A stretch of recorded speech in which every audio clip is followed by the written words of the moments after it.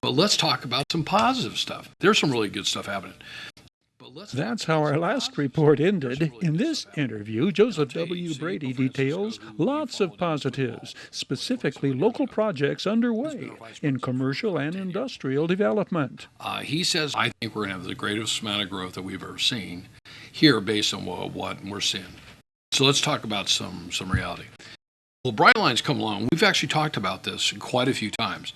But I will tell you, we've gotten to know the people in Brightline real well, and I'm real impressed. They are spot on. They are on schedule. They're not going to float any bonds this year. They're going to float them early part of next year. They bought the 264 acres at the southeast corner of Dale Evans and I-15.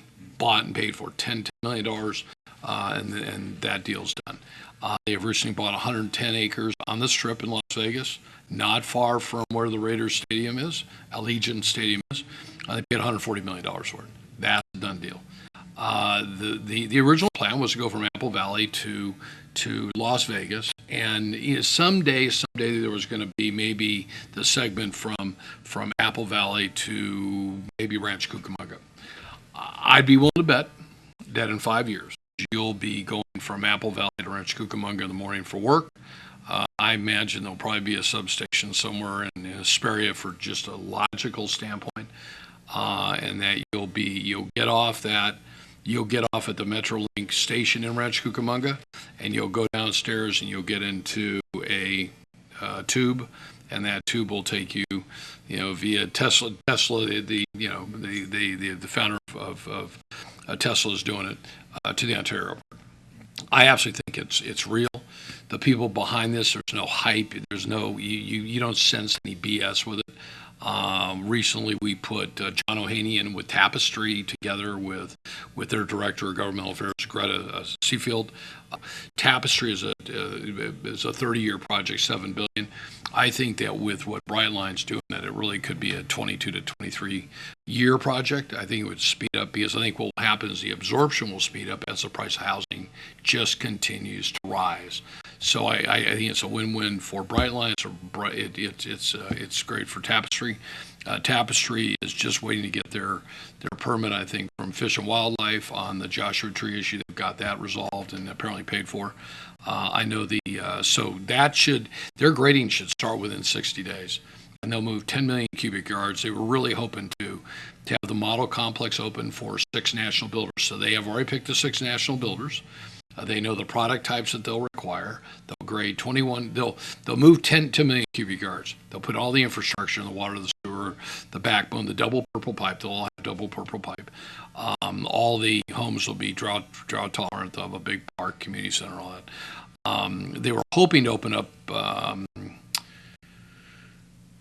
Super Bowl Sunday 2023. That might be delayed. I mean, John's really optimistic. He's also realistic, and I think that that's what they're gunning for. But at the end of the day, I think they're going to have some really good, fun announcements here in the upcoming months when they really kick this thing off. We're going to help him work with all the local media, because there's a lot of small media up there. We got the big media, the Sun, the Daily Press, and Victory Line News Group, and those guys. But it's going to be a first-class experience for anybody that moves into it. I'm excited.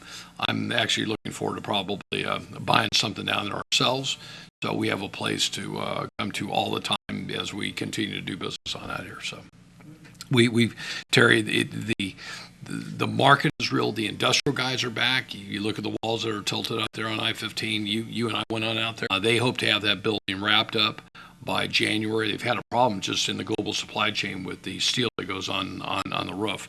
Otherwise, they would be done by, I think, November. Ken Shear and his partner Mark Malikowicz with Covington, they have 2 more deals that are right in the pipeline.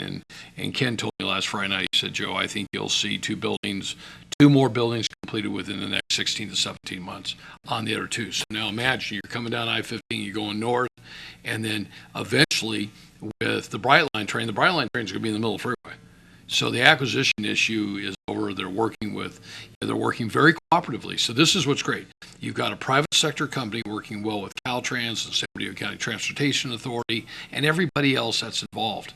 So when government and the private sector do want to work together, it happens. And I think it's really exciting. I think everybody up here benefits.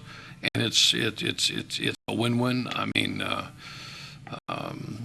Amazon's coming. The Amazon, I don't know if anybody's seen it. The Amazon distribution facility, 120,000 square feet over on Balsam, used to be the old Walmart.